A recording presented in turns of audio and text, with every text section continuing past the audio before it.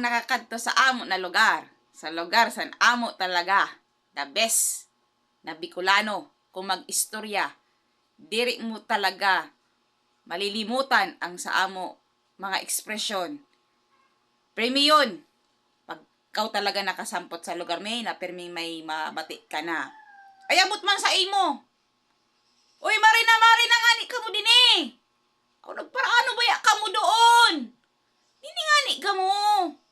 Iyan, di mo talaga yung malilimutan. Number 1 sa muan sa mga taga-Matnog Sorsogon. Ngani, ambot sa imo. Ay, bahala ka man sa imo. Ha? Ayan, ang bari mo talaga malilimutan. Kami mga taga-Matnog. Expression bian. Ambot sa imo. Kana na ngani. Ay, ika.